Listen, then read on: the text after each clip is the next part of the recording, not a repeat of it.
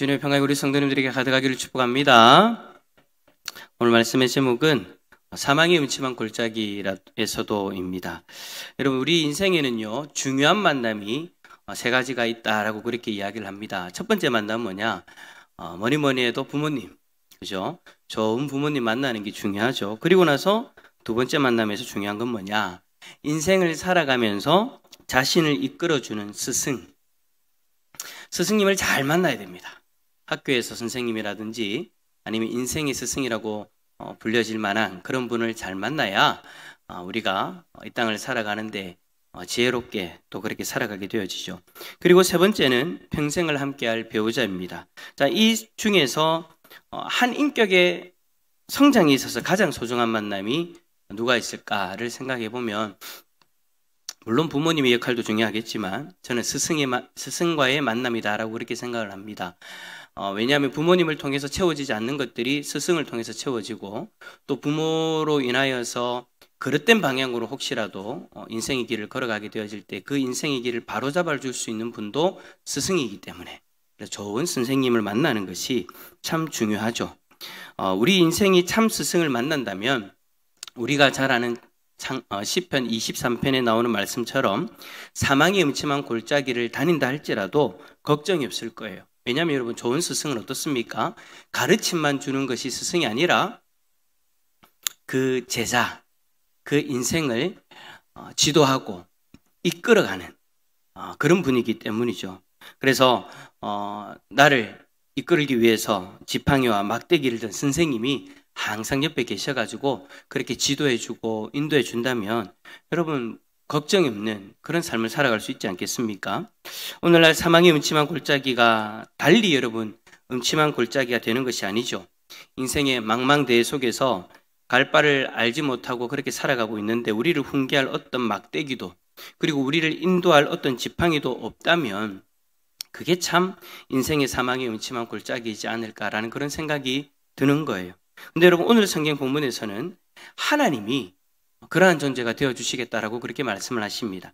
하나님이 우리 인생의 막대기가 되어주시고 우리의 인생의 지팡이가 되어주신다라고 그렇게 말씀하고 계세요. 오늘 본문의 표현을 빌려서 이야기를 한다면 하나님이 우리를 지도해 주시는 거죠. 누구처럼요? 스승처럼. 오늘날 이 땅에 참 스승을 찾기가 참 힘들다 할지라도 하나님을 인생의 스승으로 모실 수만 있다면 여러분, 우리 인생에 걱정은 없을 것 같아요. 하나님이 우리의 인생의 스승이시다. 가르침도 주시고 갈 바를 인도도 해주시고 또 외부의 공격으로부터 우리를 보호해 줄 수 있는 분, 그런 분이 그런 하나님이 우리 인생의 참 스승이 되어주시면 우리 인생의 걱정이 말끔하게 사라지지 않을까라는 그런 생각이 듭니다.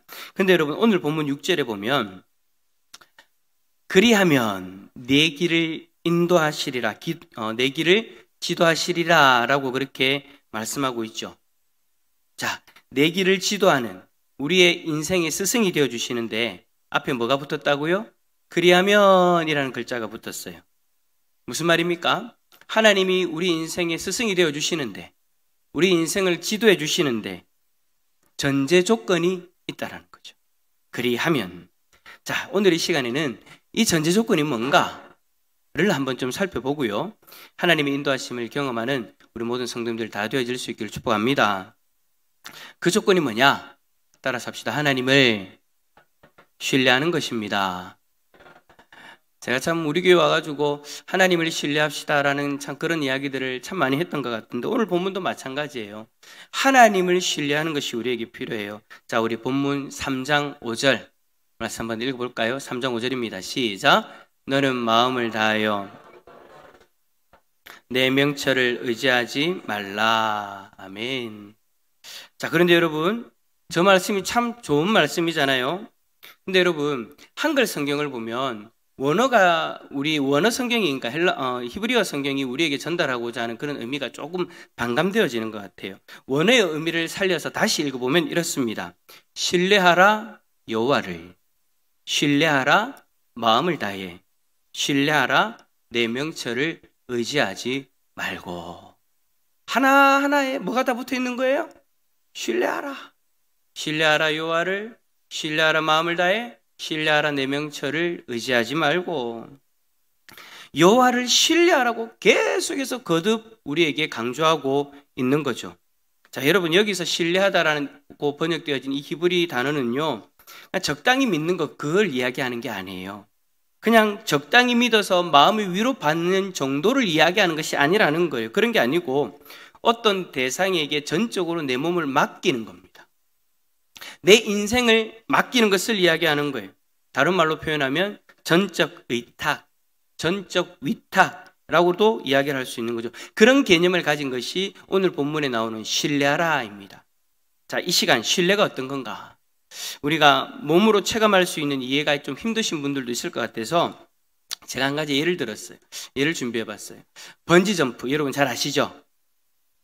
번지점프 한 번이라도 해보신 분? 최지영 집사님 해보셨어요? 그래요? 와, 한동기 집사님 박수를 칠 정도입니다. 예. 저도 한 번도 못 해봤는데, 예, 우리 최 집사님 대단하시네요. 우리는 직접 경험을 못 해보더라도 TV라든지 여러 매스컴들을 통해서 번지점프가 뭔가 우리가 알고 또 어떤 것인가 또 어떤 공포가 있는가도 우리는 잘 알고 있죠. 여러분, 그 번지점프의 그 유래를 아십니까?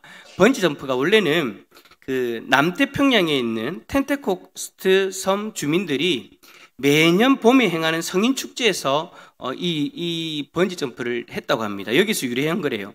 그러니까 나무탑 위에 높은 곳에 올라가 가지고 번지라는 열대동굴로 만든 긴 줄을 다리에 묶고 뛰어내린대요.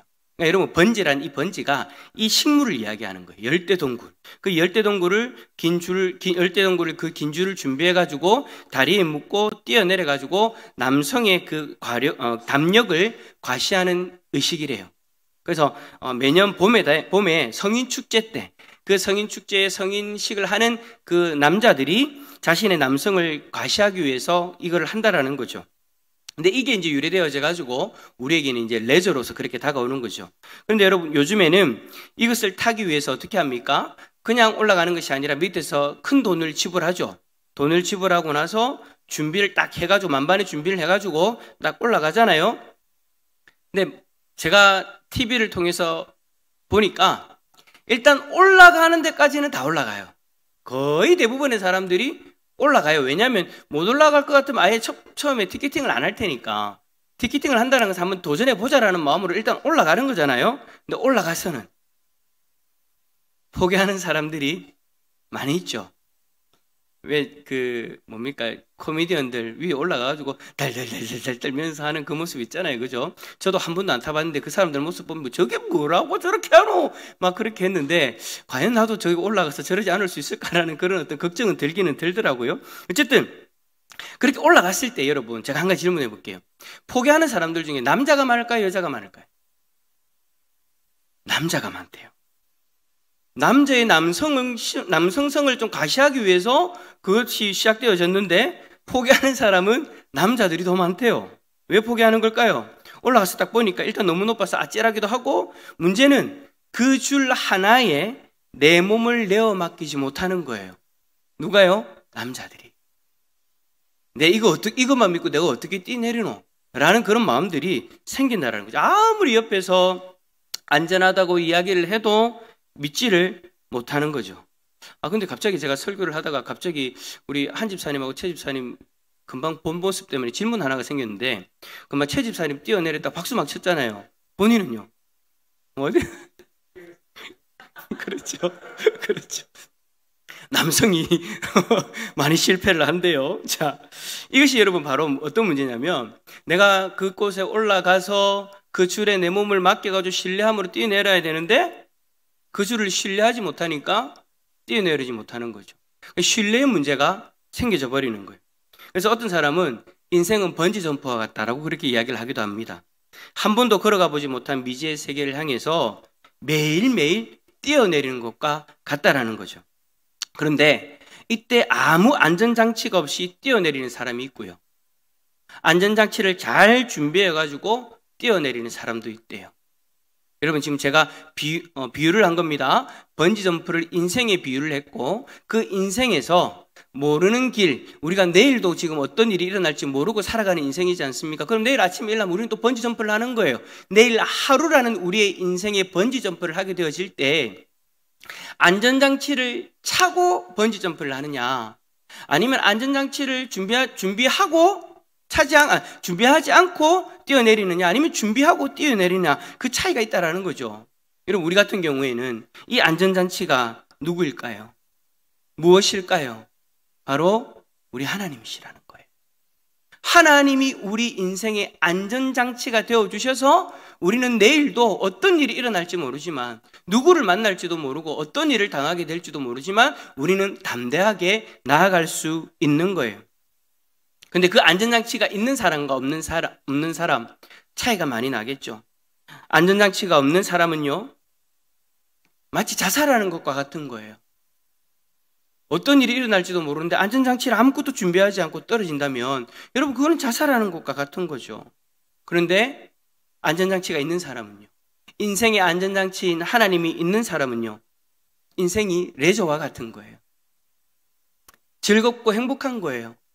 물론 떨어질 때 무섭긴 하지만 그래도 내 다리에 이 줄이 붙어 있다라는 그 안심, 그 신뢰가 있으니까 즐길 수 있는 거예요. 내일 누군가를 만나게 되어졌을 때, 내일 우리가 직장에서 어떤 일들을 맡게 되어졌을 때 막 다이나믹하게 막 어떤 일들이 막 일어나고 할 때에도 나에게는 안전장치라는, 하나님이라는 안전장치가 있으니까 그 가운데서 좌절하지 않고 슬퍼하지 않고 걱정하지 않고 뭐 할 수 있는 거예요? 하나님 안에서 평강을 누리며 마치 즐기듯이. 어떤 여러분 사람들을 보면요, 어떤 경지에 오른 사람들, 그러니까 신앙의 어떤 성숙함이 어느 정도 이런 사람들은 어렵고 힘든 가운데서 항상 기뻐하고 즐거워하잖아요. 감사가 흘러넘치잖아요. 어떻게 저럴 수 있지 싶은데 그렇게 살아가는 분들이 있어요. 그런 분들을 보면 뭐예요? 결국엔 하나님 때문이잖아요. 내 인생의 안전장치인 하나님 때문에 마치 레저를 하는 것처럼 그 상황을 즐기면서 기대하는 거죠. 어떤 기대요? 하나님이 이번엔 또 나를 어떻게 도우실까? 하나님이 나를 이번에는 어떻게 인도하실까? 라는 그런 기대감들을 가지게 되어진다라는 거예요. 그래서 한쪽은 안전장치가 없는 한쪽은 그 인생의 모든 순간들이 걱정이고 두려움이고 슬픔일 수 있어도 안전장치가 있는, 하나님이라는 안전장치가 있는 사람들은 그 가운데서 즐거움을 누릴 수 있고 평안을 누릴 수 있고 감사의 고백을 할 수 있는 사람이 되어지더라라는 것이죠. 사랑하는 성도 여러분, 우리가 이왕 인생 한번 사는 거, 이왕 예수님을 믿는 거, 정말 매 순간순간 하나님이라는 안전장치가 나를 안전하게 보호하고 있다는 것을 신뢰함을 통해서 참 즐겁게 살았으면 좋겠습니다. 하나님 때문에 즐겁게 살았으면 좋겠어요. 하나님 때문에 걱정하지 않고 살았으면 좋겠어요. 하나님 때문에 평강을 누리면서 살았으면 좋겠어요. 물론 여러분, 이 말을 오해하지 마십시오. 고난이 없다라거나 그런 걸 기대한다는 것이 아닙니다. 떨어지는 건 똑같아요. 떨어지면서 보는 것도 똑같아요. 떨어지면서 맞바람을 경험하는 것도 똑같아요. 떨어지면서 지면에 닿을 듯 말 듯 할 때 떨어질 때까지 오는 공포감도 똑같아요. 그러나 그럼에도 불구하고 이 안전장치, 하나님이라는 안전장치가 나를 꼭 붙들고 있다라는 그 신뢰가 우리 안에 딱 있으면 우리는 다르다라는 것이죠. 이왕 사는 인생, 그 안전장치로 인해서 참 평안을 누리는 그런 복된 삶을 살아갈 수 있기를 축복합니다. 그런데 여러분, 오늘 성경에 보니까 이렇게 말씀합니다. 여호와를 신뢰하되 마음을 다하여라고 그렇게 말합니다. 그럼 여러분, 이 말이 무슨 말입니까? 마음을 다하지 않고 신뢰할 수도 있다는 이야기겠죠. 하나님을 신뢰하되 마음을 다하라. 이 말은 반대의 경우도 있기 때문에 하는 거예요. 하나님을 신뢰하기는 신뢰하는데 앞에서 제가 얘기했던 것처럼 하나님이 우리 인생의 안전장치로서 우리를 꽉 붙들고 있다는 그 신뢰가 있는데도 불구하고 어떤 모습이 되어질 수 있다고요? 마음을 다하지 않을 수도 있다. 자, 이 모습이 여러분 어떤 모습일까요? 오늘 본문에서 이 모습을 정확하게 이야기하는데 3장 5절 다시 한번 더 읽어봅시다. 3장 5절입니다. 시작.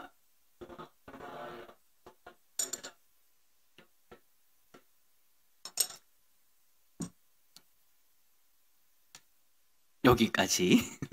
자, 너는 마음을 다하여 여호와를 신뢰하고 내 명철을 의지하지 말라.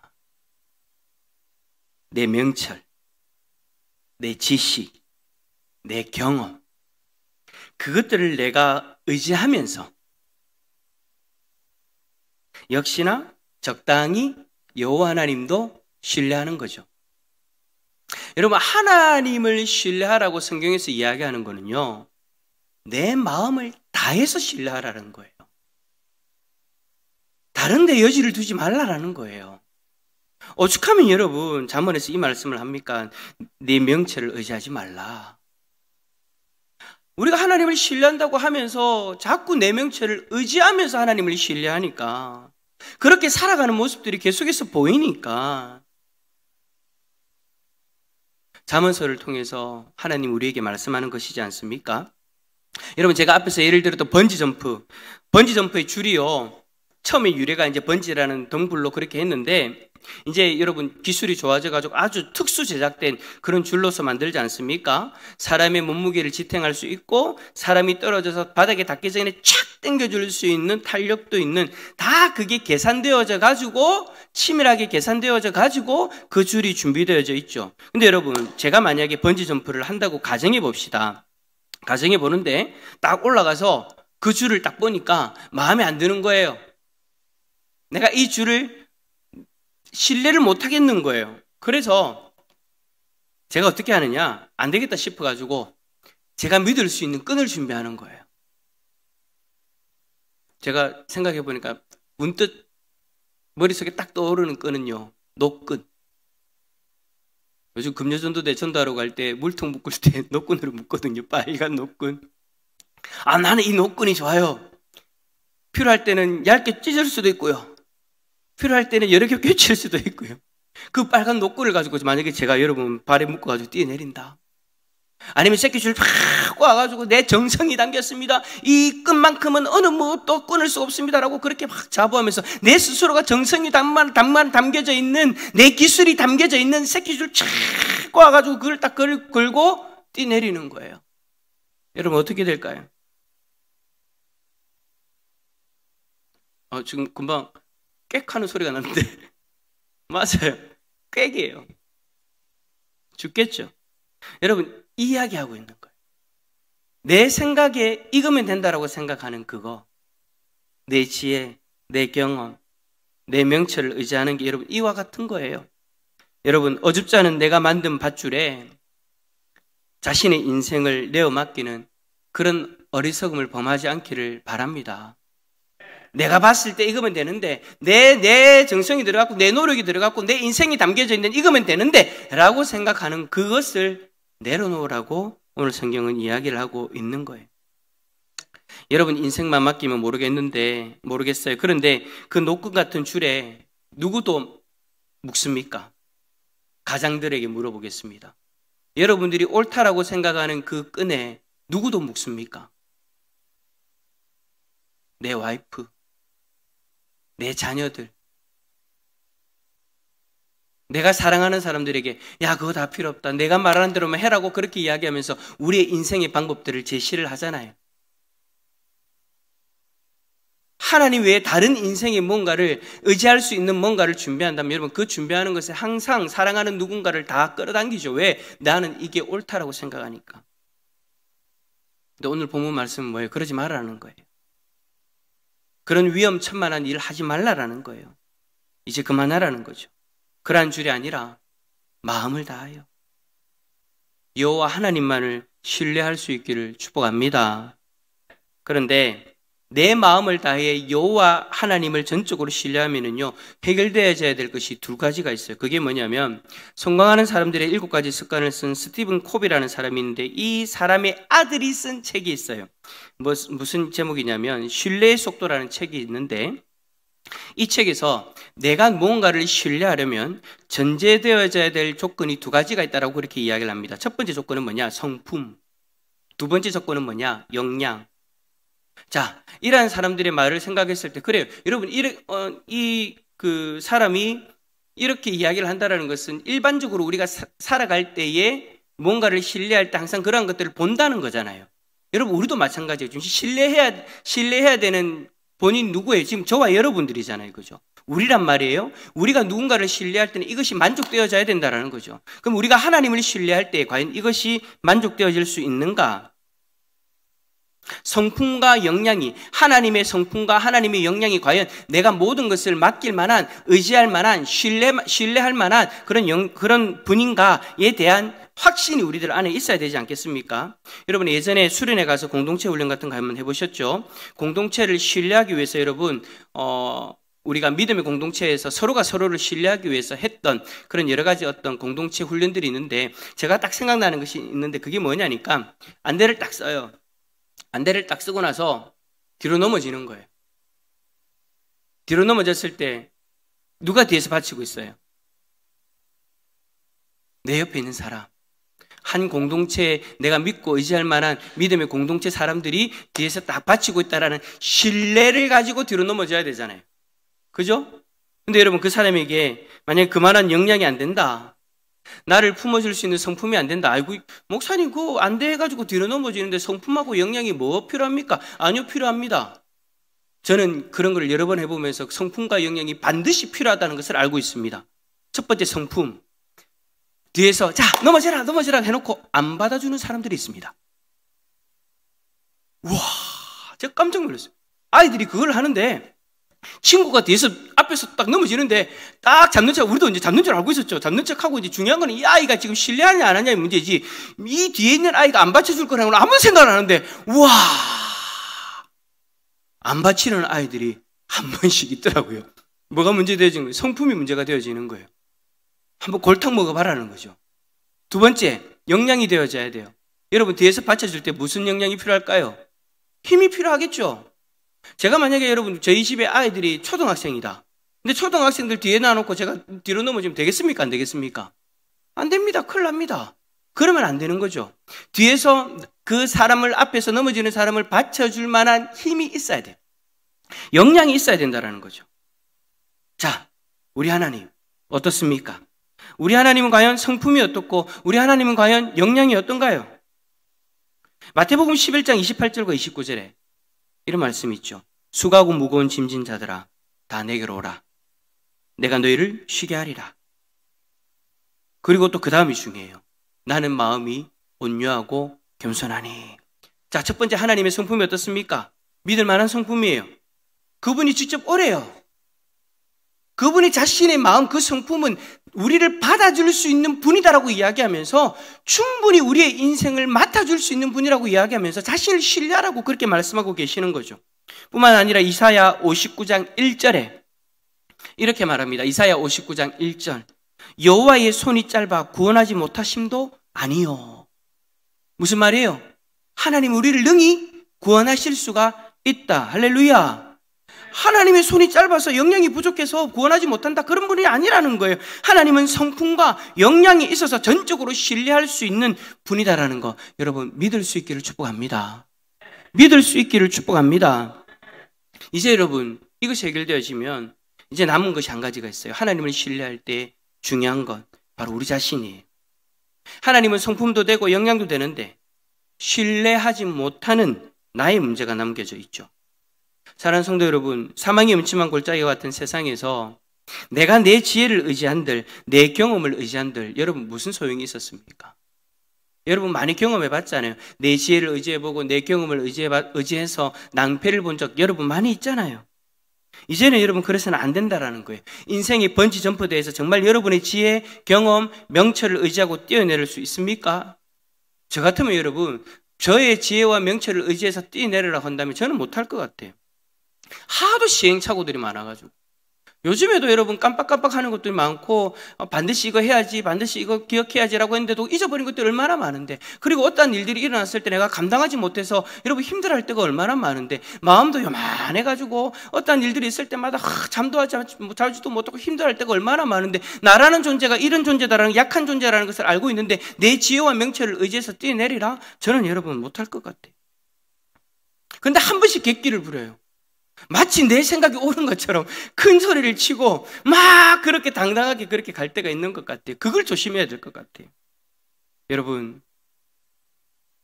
우리는 우리의 그것들을 의지하면 안 돼요. 우리에게는 정말 완벽한 성품으로나 역량으로나 완벽한 우리의 안전줄이 있잖아요. 하나님. 근데 어떻게 하라고요? 내 마음을 다해서 신뢰하라는 거예요. 말씀을 정리합니다. 하나님을 신뢰합시다. 그런데 여러분, 마음을 다해서요. 정말 여러분, 하나님을 지금 신뢰하고 있는데 정말 마음을 다해서 신뢰하고 있습니까? 그게 정말 여러분 최선입니까? 안 된다, 안 된다 하면서 걱정을 하고 있는데, 고민을 하고 있는데, 정말 여러분 그 상황에서 정말 마음을 다하여 신뢰하는 건 맞습니까? 마음을 다하여 신뢰하지 못하고 여전히 내 명철을 의지하고 있는데도 불구하고 마치 본인은 하나님을 전적으로 신뢰하고 있는 것처럼 착각하고 살아가고 있는 것이 우리들의 모습은 아닌지 따라서 합시다.